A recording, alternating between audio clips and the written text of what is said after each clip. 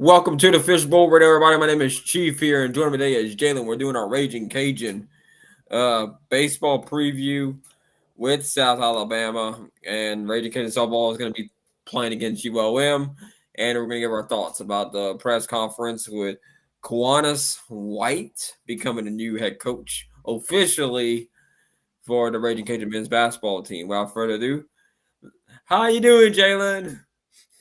I am doing well, Chief.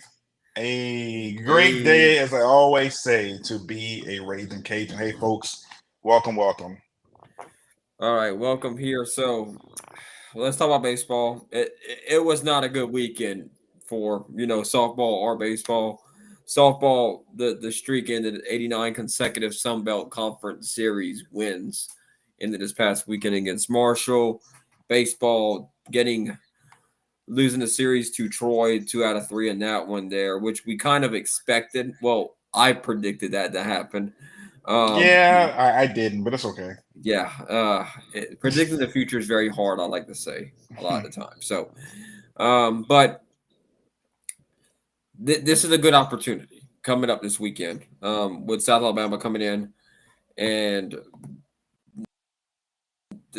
this trying to think about what's some positive. They've got bats. They can hit the ball. Prove that Sunday. Whenever it looks like a football score in baseball, you pretty much have you got a good hitting team. A lot of offense in that one. They ended up beating Troy 18-14 on Sunday. Dropped the game Saturday 8-5 in runs. And Friday they lost 4-3.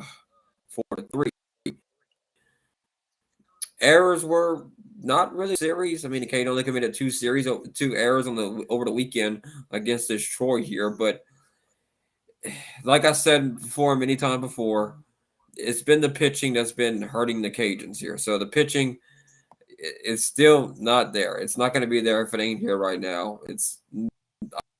I don't think it's going to come back at any point here, but they do.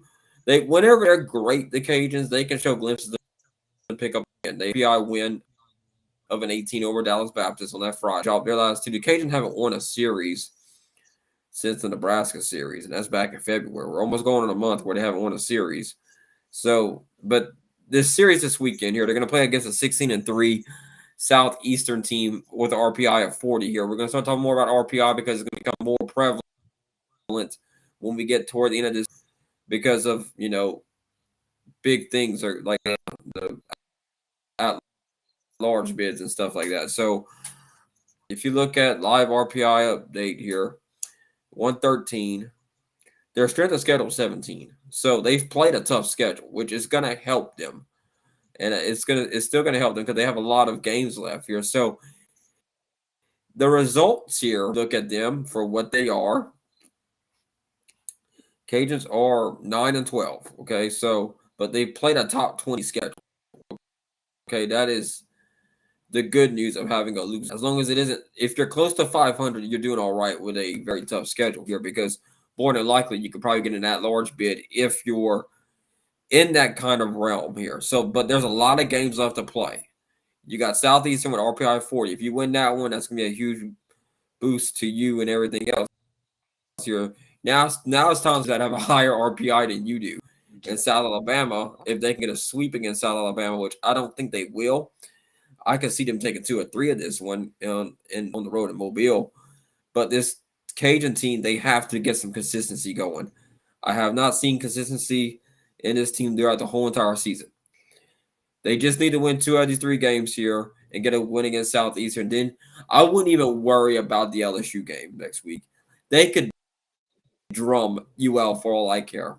That RPI for LSU is at 56 right now, but it's going to go up. And that is something that you can really look at and be a very good situation when you're positioning yourself into the postseason picture because you're going to have to do something to get into that postseason anyway. So the trouble that everybody's having here is look, we have to start winning games, and that's just the plain Jane way to put it. You just have to win games to put yourself mathematically in a good spot to put yourself there. Now, if they were to beat LSU next week on next Tuesday coming up, it's going to be huge because LSU is going to they're going to win SEC series this year. LSU's got a really good baseball team, so if you can squeak one by them, I think LSU's going to have a really good high RPI get into May, and that is something I'm looking at here. But the Cajuns have to pitch better, and I just don't see it getting any better at this point because we played enough games to where you can kind of like say, yeah, we had a month into the season here. I think the bats are going to start getting better for the Cajuns here. The weather's getting warmer. I always remember that. I like bringing it up every year with the guys that just like you start talking to them. You're like, okay, that's interesting. I wouldn't think of that way. But there's science in baseball, right? Science is everywhere. Physics is definitely in baseball for sure.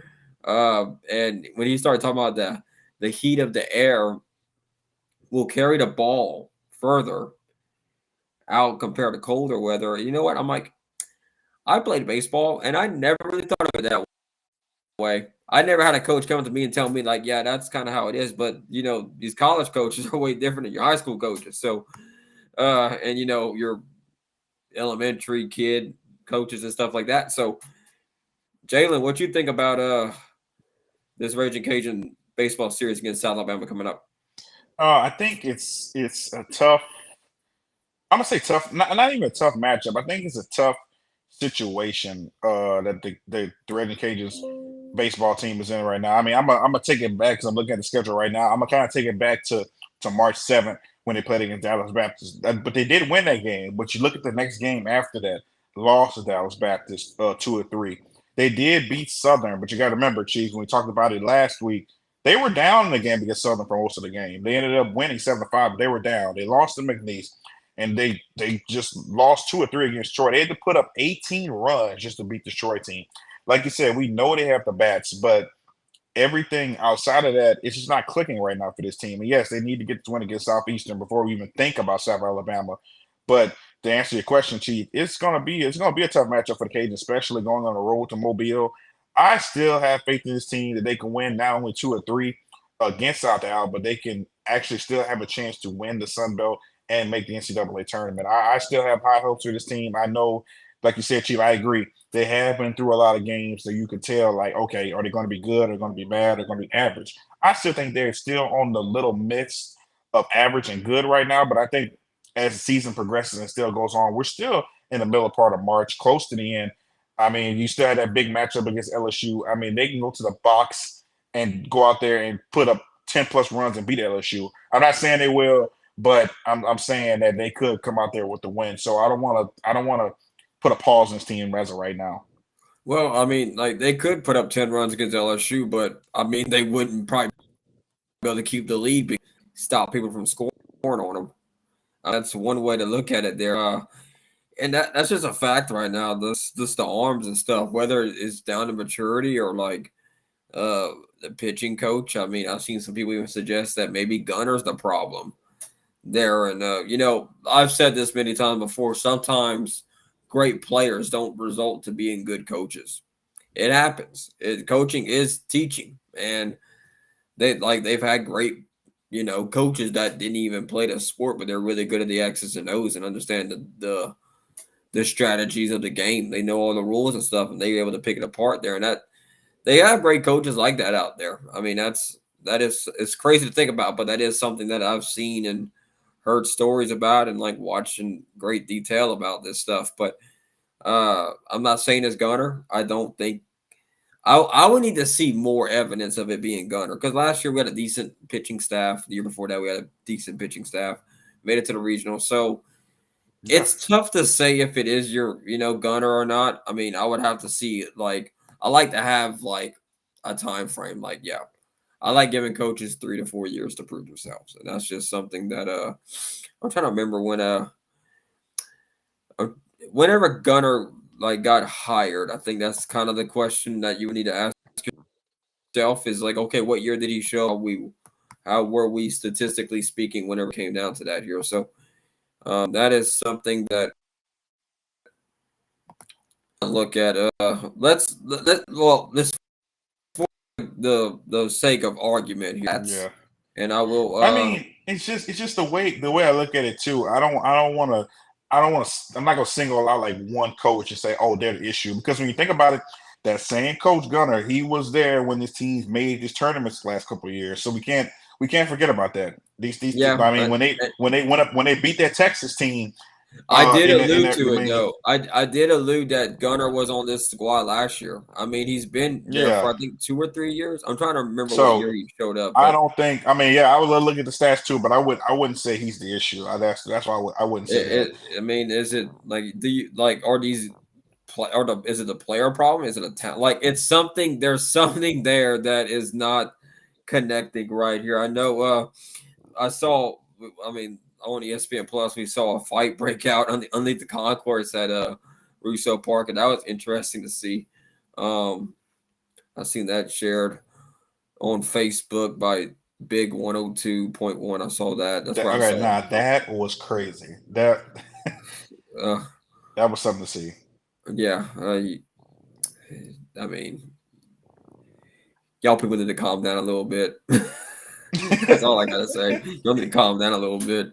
Y'all at a baseball game, bro. I mean, some people, it's a difference between having love for the sport and just doing some crazy stuff. And I But mean, it might have been alcohol infused too. I mean, I'm trying to. you never know. I mean, you never know. I don't want Win to say it double was, but you fielding just never know. percentage, earn run average. I kept passing over. Let's Cajuns on this list here. Teams are playing LSU's at 17, but LSU hasn't played anybody. Southeastern 7. They're in the top 10 in earned run average for a team. That's pretty dang good. Did they have a? Is it the top? Oh, okay, it is at the top. I was like, man, where's this thing at? Cajuns are not in the top 50. Let's see where they're at here. I would imagine they're pretty high. I mean, like especially after last weekend. I mean, they gave up 14 runs, so not in the top 100.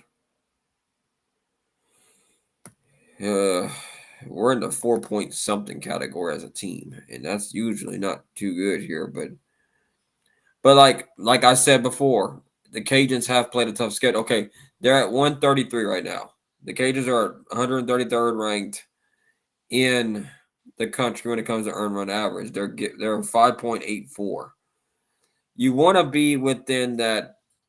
A great ERA would be, I think, for a team would be like 4 and lower. I think you can live with a 4 and lower. So I'll say 4.5 is where you want to be. And right now, Creighton is at the 4.5 mark, and they're at 65th, which is, if you take the NCAA bracket, top 64 teams make it. So if you in that 4.5 category, you see they're at 65 right now. The numbers are going to change a little bit here, but we have like about a month of baseball that we played. Like Creighton has played 15 games. That's compared to everybody around them, like Southern Cal, Michigan State, Virginia Tech, the Citadel. They've all played 19 or more games. So like the Citadel played 20, Va Tech played 20. So these numbers are going to change here. I don't think it's really too bad of a situation for the Cajuns to where they're like, oh, they're dead. There's no chance for them to make a regional. I don't think that is the case at all right here. I think there's still a good chance here. I think they can take 2 or 3 here. That's gonna be my prediction. I think they'll beat Alabama 2 out of 3 here if they can control the ugliness. Okay, the ugliness being that you know will spike up the errors or whatever. But this weekend they kind of kept it clean here, so that's good here. I don't want to see another UC Irvine incident where they um, got swept and they just got ran over in that series here. This wasn't fun to watch it too much. 4-7, 6-9, 5-12. I mean, UC Irvine's 14-5 on the year, so it's not a bad loss. Dallas Baptist got the same record too. Uh, but it's tough. I mean, they do have some good wins, the Cajuns. It's not like the Troy win and the Dallas Baptist win, so they can tough teams. But you got to string it together. You got to get at least some consistency going because they won that series against Nebraska, which is that Nebraska series. Everybody was excited about the wins, but like I said, it's early to tell how good that team was. Like I said, I don't like to give a lot of prognosis until I get about a month into the season.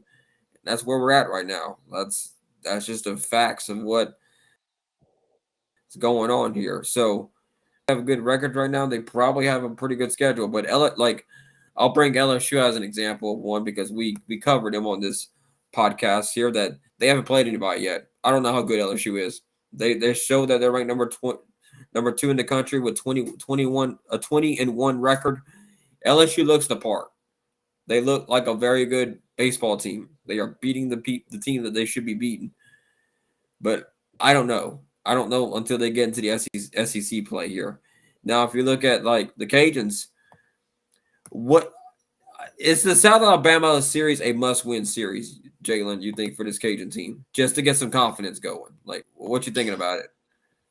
Yes, I agree. Yes, the answer to the question, yes. I think this series is a must win for the Cajuns. Not only just to gain some confidence, but to show these other teams the Sun Belt, like, hey, we're used to making NCAA tournaments. We're used to winning the Sun Belt. So hey, we're not going to let y'all just push us down this year because we might have lost a few players and we're doing this here and there. I mean, like we said before, Chief, it's hard to replace a College Barnes Sun Belt Player of the Year, but guess what? It takes a team effort, and right now you just have to see more of that effort. And yes, I do see that if they pick up the series win against South Alabama, they'll be right on track. And then they got to keep going and keep going. It's pedal to the metal right now. Like there's no stopping. There's no saying, all right, let me slow it. No, they have to keep it going because yeah, like you said, they did beat the Nebraska team, but that was the beginning of the year. We're halfway through March, so you need to keep picking up these wins. Yeah, and the proven to be a very they have a losing record right now. They're ranked in the country. Now their next two series, if you're looking at James Madison and Texas State, your Texas State's got a schedule record at 111, and their RPI is 176.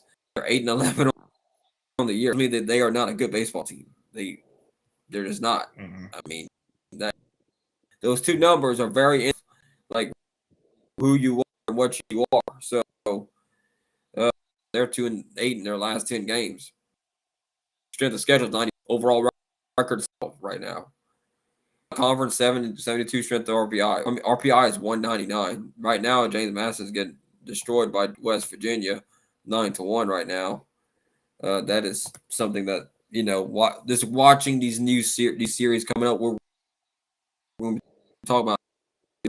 That's why I say this how they must win because their RPI is lower than the Cajuns, which is what you want. So if this can 2 or 3 against South Alabama, they're going to put themselves in a really good spot here. If they can sneak out a win against LSU, like if that would be easily the biggest win of the year for the Cajuns here because Definitely. LSU's RPI is going to shoot up. They're going to be trending upward. So we're talking about tournament purposes. That's a game you definitely want to try to sneak on. Like it's like just be lucky that night. Just and Alex Box is trying to be lucky as best you possibly can.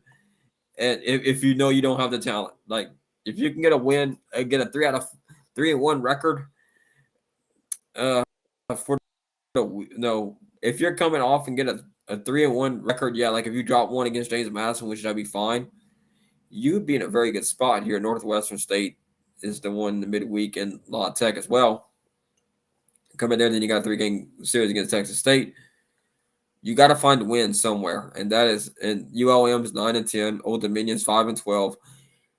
The Sun Belt for a good bit of these teams are not very good baseball teams, except maybe Old Dominion. Old Dominion, their RPIs are 57. They've played a decent schedule so far, if you believe it or not. Here, they have some very good teams they played. The top 10 in the country right now. Sitting Southern Mid. They played early. They played tough here. We know that they're going to be a tough team to beat, but that's one that you look at a 5-12. But yeah, they tough. So that might be why they're 5-12. That's true. How well they're going to play Georgia Southern, Georgia and 6 record with an RPI of 78, which tells me that they haven't really played it. Go look and see. Okay, got them pulled up. So their strength of schedule is 143 there because the indicator of the RPI. So just talking about that there, we're really getting into that really thick of the schedule here. So we'll see what happens with all that there. Let's talk about softball. Hmm. I know we've been talking a lot about baseball. I'm gonna give baseball a little bit of a break here. Yeah, let And him give right, him a break, Chief. Give him a break. it's so right No, I now, know. We gotta talk about it. I know. yeah, they,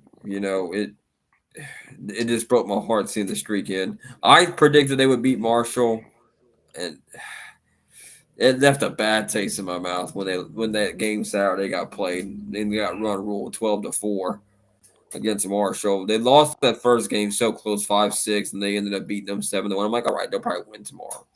Did not happen that way. Now they're losing to McNeese currently. So it's a midweek game. Like we knew going into this that they were gonna be down. I still believe we'll make it.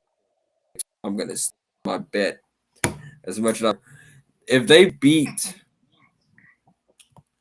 if they could beat McNeese tonight, that would be this they beat them earlier this year. So I don't they're on the road this time. They beat them 4-1. So let's just look at live stats here. I'm gonna try to give you a live updates as best I can get them here. Into it here is the end of the sixth now. So I got one inning to figure out. It's not great for Cajuns right now. At the bat here, so they got to get at least the key one here. Hardaway the bat here, third and got so that's what we got up here. Got their coming up here. Hayden and Kayla Falterman will be their other two here. Falterman's hitting 422 on the year, so that's the Cajuns' best hitter so far, batting average wise here. The Cajuns have actually hit the ball more than McNeese, believe it or not. McNeese had people in scoring position, but they just couldn't get them across. They had 11 in scoring position, so that both the same things apply for softball and baseball. They lost a lot in the transfer portal. This is a symptom of having a really good team get rated into the transfer portal. This is basically 2022 Coach Desimo coming in. It's the same thing. We'll say it like that. It's the same exact thing that we're seeing with the softball team here. Napier came, took up, but whenever he left, he took up Florida and coaches and stuff like that. Same thing happened with Glasgow did the same thing, but it's not ill will against either one of them. That's just the business of the sports right now, college athletics, this transfer portal business, and that's kind of why I say they should ban the collectives. I think that's part of the reason why, because a lot of some of these players they're leaving for bigger paydays. And the other ones are like, okay, we want to play for a bigger atmosphere, but some of them are leaving for paydays. You can't go. It's a player by player basis, case wise. Like they offer me a new car or whatever. Hey, if your parents are having a hard time paying paying bills and stuff, they might be more likely to take that money. So that's and like you transfer schools or whatever, but that's a whole other issue for a whole nother day that we're not going to get softball team here. But um, McNeese 17-13, 103 RPI. I feel like the Cajuns should. If I was going to pick beginning of this game, I feel like they would beat McNeese. ULM's 22-10. Their RPI is 61 for this series coming up here. But I do believe it or not, ULM is perfect in the Sun Belt. But the series are 3-0, but they haven't played anybody. They're 19, whereas federal and they're at 3. So it's really not as bad as people are making it out to be. The record doesn't indicate it very well. Like I said, if you're at 500 or a little bit above 500 or even a little bit below it, you're still a pretty good ball club because it's really tough just to like handle a schedule like that though. But we've been blessed for a long time with this softball program being making it to Women's College World Series. Last one coming in 2014. Making the regionals every year was kind of a given for this program and super regionals. I think the program will make it to. I do think that is something that we will see happen here, but it's going to be tough. I don't know if they'll win the Sun Belt. I think this is kind of like one of those things here. I think they're going to be teams though, unless something broke here. I mean that team. I see Coastal being very, and Texas State was my top two. Coastal seems like they have like better two teams out of them two. Texas State. They this Cajun team has beat a top 25 ranked team. They haven't. They've played team. They beat Ole Miss. They beat Alabama. They have beaten SEC teams. So don't y'all tell me they can't do it here. They get another crack at LSU at home.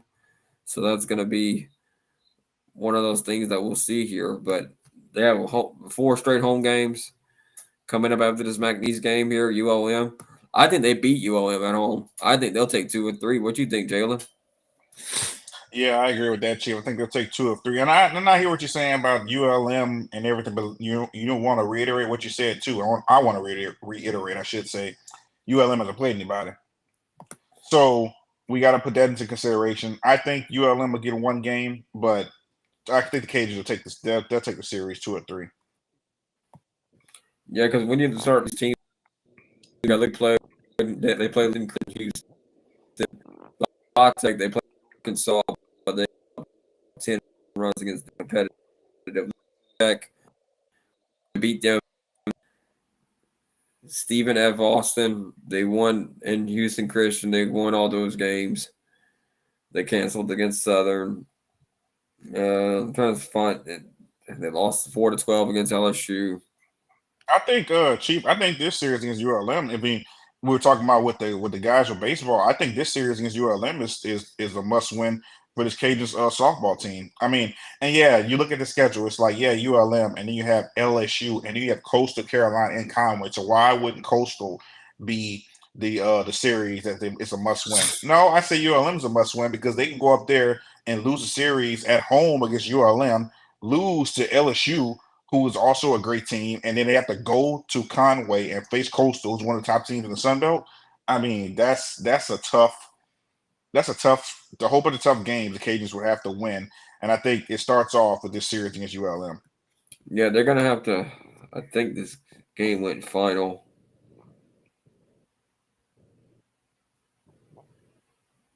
Or went out. Yeah, it went final. McNeese beat the Cajuns 5-4 tonight. It didn't officially update the end of like final game, but 5-4 beats the Ragin Cajuns is what it's looking like here, ladies and gentlemen that are watching here live on the Fishbowl Sports Radio. Let's see. I'm still waiting to go final. I guess they're gonna make sure they have everything all lined up Mm-hmm. here. Look, I mean, they beat McNeese earlier in the season. I mean, I'm more concerned about what's going on this weekend than a midweek game, but like because RPI wise, it does hurt because it's 103 and you're sitting at a 54. Should have against Marshall hurt more. To they be so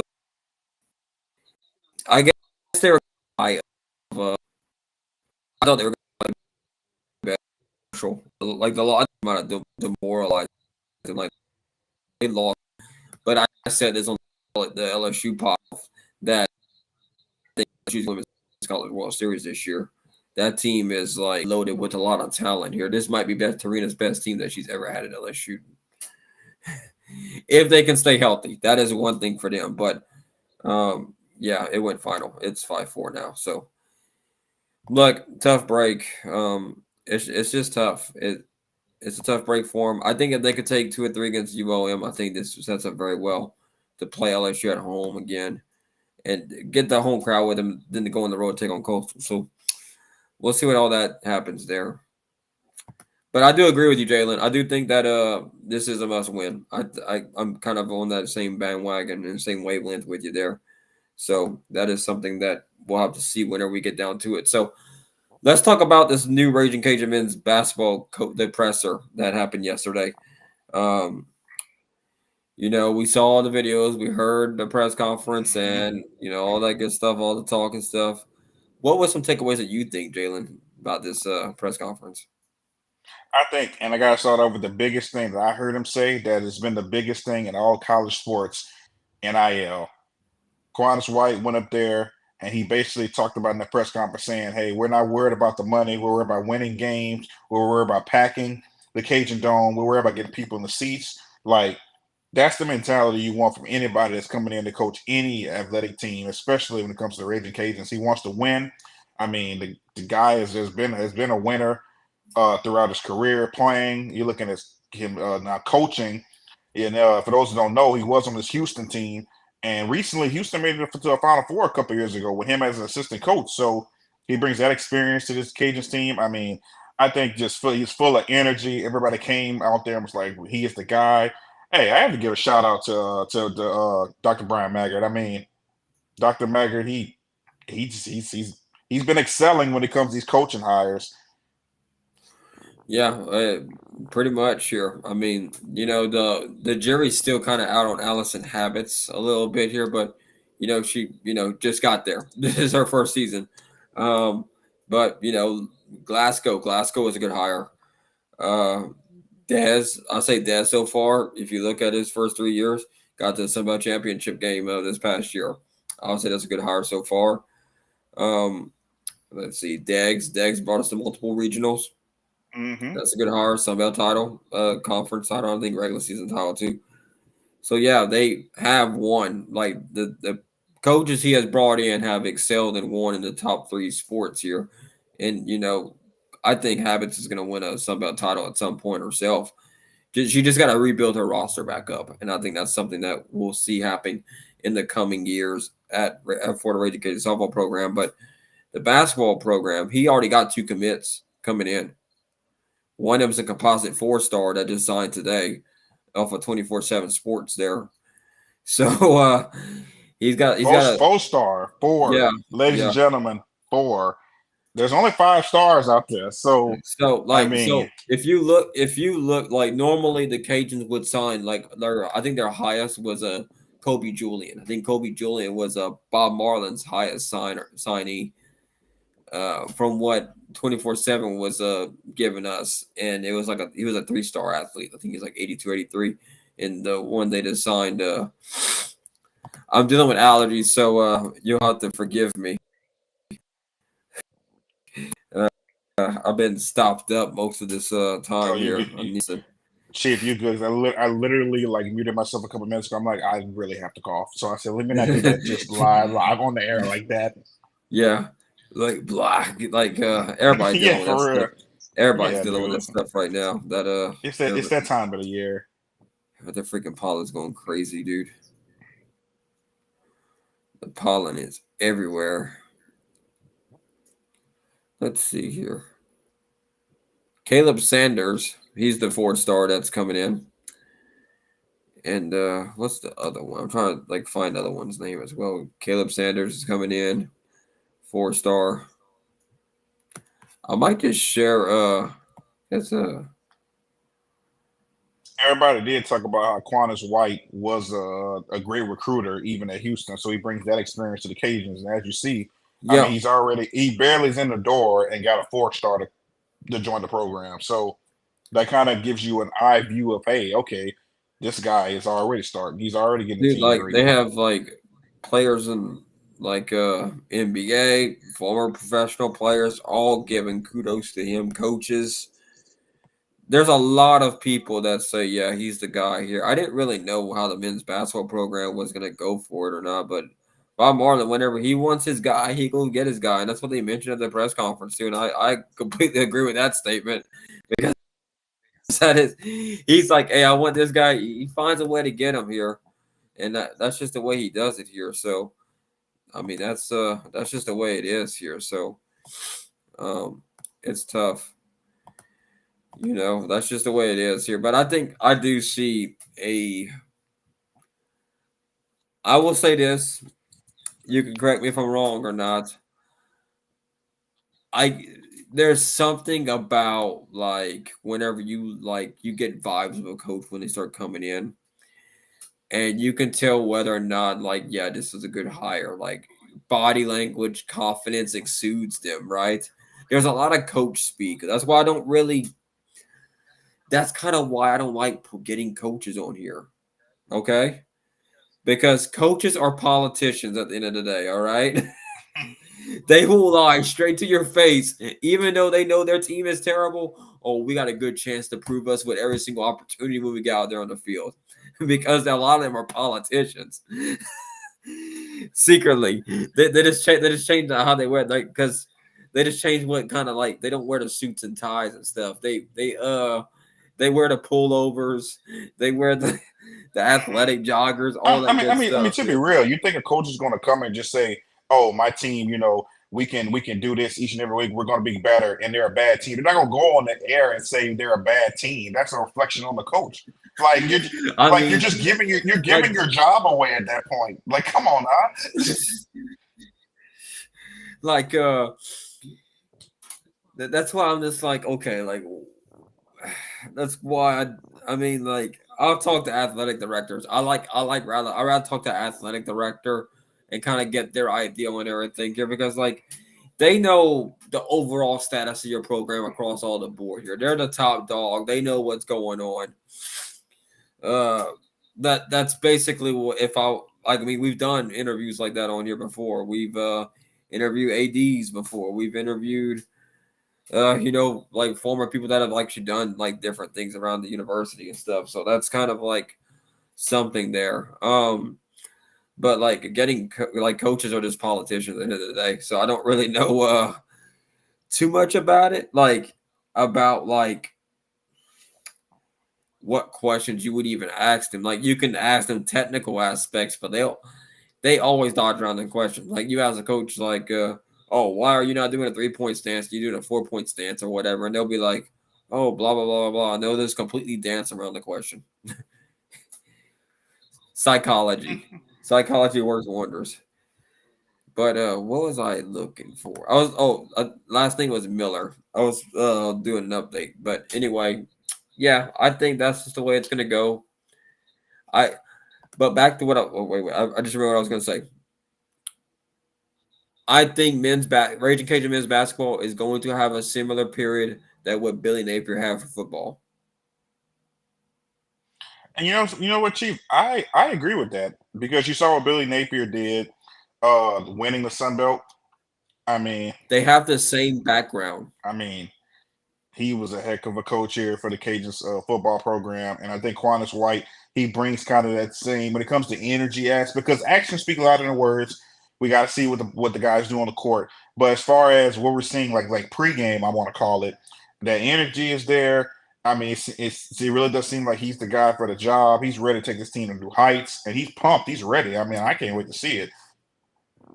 I get that vibe from him. Like that is something that you just like. There's like yeah, there's the you can look at a person when they're doing their job and their profession that kind of thing, and you're like, ooh, they got that it going on. Like they have it, and you're like, dang, that's powerful. Oof. All right, Jalen. I think we've talked enough about Raging Cajun sports for tonight here. What let me go find my little closing thoughts here. What you thinking, Jalen, before we wrap it up here for the Fish Bowl?